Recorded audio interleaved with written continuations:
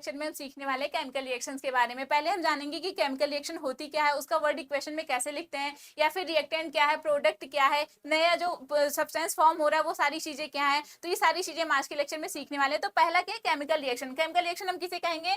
The process in विच 2 और मोर substances, मतलब कोई ऐसी प्रोसेस जिसमें 2 और मोर सब्सटेंसेस इन्वॉल्व हो रही और एक नए प्रोडक्ट का फॉर्मेशन कर रही है। जैसे फॉर्मेशन ऑफ वाटर, आपने देखा होगा ना कि हाइड्रोजन के मॉलिक्यूल्स होते हैं और ऑक्सीजन के मॉलिक्यूल्स होते हैं, कंबाइन होके क्या होते हैं, वो वाटर फॉर्मेशन करते हैं। तो क्या हुआ, उसमें हाइड्रोजन के मॉलिक्यूल्स का नेचर अलग हो गया, ऑक्सीजन का अलग हो गया, लेकिन जब वो कंबाइन करे तो एक नए सब्सटेंस का फॉर्मेशन हुआ ना, तो वो सारी रिएक्शन क्या हो गई, वो केमिकल रिएक्शन हो गई। तो अगर हमको लिखना हो, जैसे ये रिएक्शन लिखनी हो, तो H2 plus O2 gives 2H2O, ठीक। तो ये हमारी क्या होगी, केमिकल रिएक्शन हो गई। मतलब एक से ज्यादा सब्सटेंस फॉर्म होकर के एक नए सब्सटेंस का निर्माण कर रहे हैं, मतलब नए सब्सटेंस का फॉर्मेशन हो रहा है, नए कंपोजिशन का फॉर्मेशन हो रहा है। तो जो कहा जाता है, जैसे ये H2 और जो O2 है ना इस रिएक्शन में, वो हमारी रिएक्टेंट हो गई। मतलब अगर बेसिकली हम देखते हैं तो एरो की जो लेफ्ट हैंड साइड में लिखा होता है वो हमारा क्या होता है, रिएक्टेंट होता है। और जो प्रोडक्ट फॉर्म होता है, मतलब जो नया सब्सटेंस फॉर्म होता है, उसको हमने प्रोडक्ट बोला।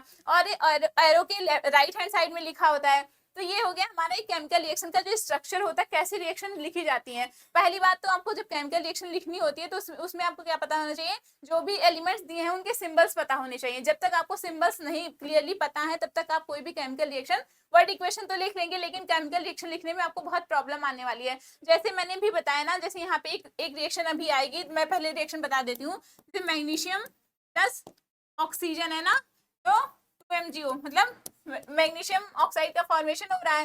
लेकिन अगर आपको ये नहीं पता है कि मैग्नीशियम का सिंबल क्या है, तो आप कैसे लिखोगे कि Mg से ही सिंबल से डिनोट कर रहे हैं, या फिर आपको नहीं पता कि ऑक्सीजन कैसे लिखी जाती है, तो आप कैसे पता करोगे। तो ये सारी चीजें लिखने से पहले, मतलब केमिकल रिएक्शन पढ़ने से पहले, आपको एक पीरियोडिक टेबल से मतलब कुछ कंपोजिशन पता होने चाहिए, जो एलिमेंट्स हैं उनके सिंबल्स पता होने चाहिए। तो ये सारी चीजें होंगी। अब इसमें आ रहा है कि burning of magnesium ribbon into air to form magnesium oxide. मतलब क्या होता है, एक मैग्नीशियम रिबन होती है ना, तो जब हम उसको उसके साथ कोई एक्टिविटी परफॉर्म करते हैं तो पहले बात तो हम उसको क्लीन करते हैं। क्लीन क्यों करते हैं, क्योंकि मैग्नीशियम की प्रॉपर्टी, जैसे वो मैग्नीशियम क्या होता है, ऑक्सीजन के संपर्क में आता है, जो एटमॉस्फेरिक एयर के कांटेक्ट में आता है, तुरंत ही वो मैग्नीशियम ऑक्साइड का फॉर्मेशन करने लगता है। तो इसीलिए जब भी हम कोई एक्टिविटी परफॉर्म करने वाले होते हैं तो हम क्या करते हैं, उसको पहले सैंड पेपर से क्लीन करते हैं, तब जाके वो मैग्नीशियम ऑक्साइड का फॉर्मेशन होता है। तो उसको हमने क्लीन कर लिया। फिर क्लीन करने के बाद जब हम एक बर्नर रहता है ना, उसके पास लेके जाते हैं जब मैग्नीशियम रिबन को टोंग के हेल्प से, तो क्या होता है, एक व्हाइट डेजलिंग फ्लेम के साथ वो बर्न होती है। और जब व्हाइट डेजलिंग फ्लेम, जब वो थोड़ी देर बाद व्हाइट पाउडर के फॉर्म में उसका फॉर्मेशन होता है, तो जो व्हाइट पाउडर होता है ना, वही हमारा क्या हो जाता है, वही हमारा जो व्हाइट पाउडर रहता है वो मैग्नीशियम ऑक्साइड हो जाता है। तो देखो हीट का इन्वॉल्वमेंट हुआ, हीट का इन्वॉल्वमेंट हुआ ना, तो इसमें फिर कलर भी चेंज हुआ, मतलब व्हाइट कलर का पाउडर बना, तो कलर का भी फॉर्मेशन हुआ, हीट भी रिलीज हुई। तो ये सारी चीजें क्या होगी, केमिकल रिएक्शन में स्टेप्स हो गए। तो मतलब अगर हमको पहले जैसे केमिकल रिएक्शन है तो हमने बताया कि रिएक्टेंट हो गया, प्रोडक्ट हो गया। अब हम सीखते हैं कि अगर रिएक्टेंट प्रोडक्ट ही है तो कैसे कहेंगे।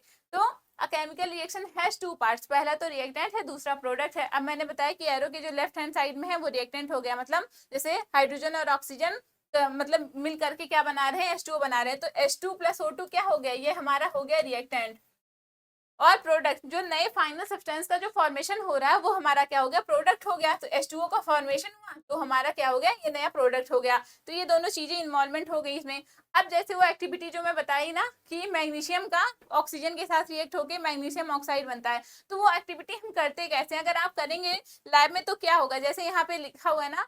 देखो पहली बात तो जब आप ये एक्टिविटी परफॉर्म करने जाएंगे तो आप एक टीचर का मतलब टीचर असिस्ट करे आपको, या फिर आपका लैब अटेंडेंट होना चाहिए लैब में, या फिर आपको कोई गार्जियन होना चाहिए जब भी आप ये एक्टिविटी करें। और क्या होता है कि आपको एक आई प्रोटेक्शन पहनना है, एक गॉगल्स पहनी होनी है अपने आई पे, क्योंकि जब ये बर्न होगी ना तो बहुत ही वाइट डेजलिंग फ्लेम बहुत ही तेज से निकलेगी, रिलीज होगी हीट, तो क्या होगा, आपकी आंखों में वो चिंगारी जा सकती है। इसीलिए क्या है कि हमको आई प्रोटेक्शन यहाँ पे पहनना है, ये प्रिकॉशंस आपको लेने हैं।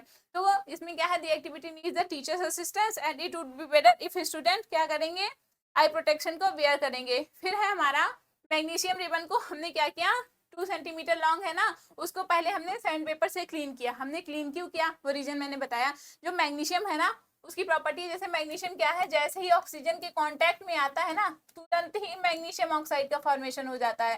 तो मतलब उसकी एक प्रोटेक्टिव लेयर बन जाती है उस रिबन पे। तो उसी प्रोटेक्टिव लेयर को क्या करते हैं, सैंड पेपर से पहले क्लीन करते हैं। अगर वो लेयर बनी हुई है तो वो एक्टिविटी सही से परफॉर्म नहीं हो पाएगी। इसीलिए जैसे ही मैग्नीशियम को हम जब भी उसे निकालते हैं, किसी इसमें चीज में रखे रहते हैं मैग्नीशियम रिबन को, जब जैसे वो एयर के कांटेक्ट में आता है तुरंत ही उसके बाद वो मैग्नीशियम ऑक्साइड का प्रोटेक्टिव लेयर बन जाता है। तो फिर हमने क्या किया, सैंड पेपर से उसको क्लीन किया, तब जाकर के हमने एक्टिविटी परफॉर्म करनी स्टार्ट करी। फिर है हमारा कि क्या होता है, एक पेयर ऑफ टोंग से हमने उसको पकड़ा, ठीक, हमने पकड़ा, फिर बंसन जो बर्नर है ना उसके पास हम लेके आ रहे हैं, तो burn it using A sprint lamp. ये बर्नर क्या है, हमने इसको यहाँ पे लाया तो जलाने का ट्राई किया, मतलब जब ये टोंग के हेल्प से पकड़ा मैग्नीशियम रिबन को, फिर बंसन बर्नर के पास हम लेके आए, उस फ्लेम के पास जब मैग्नीशियम रिबन को लेके आ रहे हैं तो एक व्हाइट डेजलिंग फ्लेम के साथ ये बर्न हो रही है।